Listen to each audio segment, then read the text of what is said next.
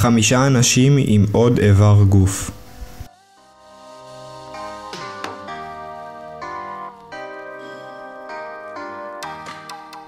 הילד עם 2 פרצופים. קנקנג, התינוק בן 14 חודשים, נולד עם עיוות שנקרא סדק פנים, מה שנותן לו מראה של 2 פנים, או נראה כאילו לובש מסכה. אף אחד לא יודע מה גורם למצב הזה, וזה עולה כ-80,000 עד 100,000 דולר כדי לתקן את זה. למרבה המזל, משפחתו של קנקנג הצליחו לאסוף מספיק כסף לטיפול.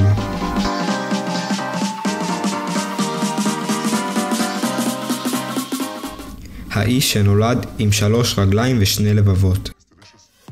ג'ורג' ליפרט נולד בגרמניה בשנת 1844.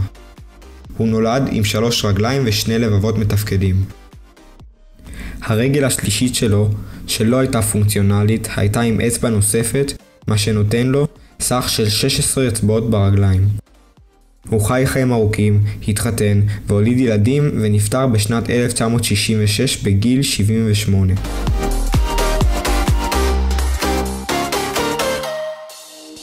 הילד שנולד עם 2 ראשים.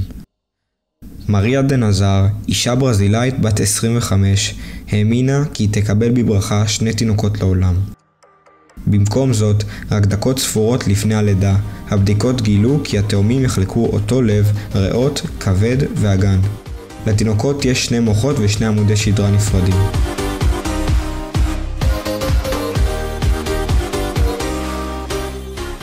הילד שנולד עם זוג נוסף של רגליים וידיים. בשנת 2010, דיפק פסואן, הילד ההודי בן 7, נולד עם זוג ידיים וזוג רגליים המחוברים אל בטנו, מה שנותן לו 4 רגליים ו4 ידיים. משפחתו של דיפק, שלא אהבו את כל התשומת לב שהופנה לילד, קראו לעזרה לשילום עבור ניתוח שיסיר את האיברים הנוספים. ובית החולים בעיר הדרומית של בנגלור הציע לבצע את התהליך בחינם.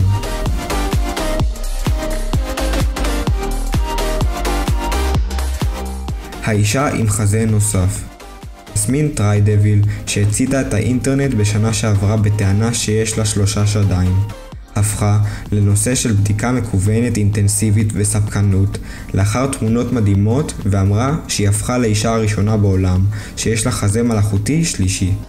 היא טוענת שהפרוצדורה עלתה $20,000 ולקחה כ1.5 שעות לסיומו.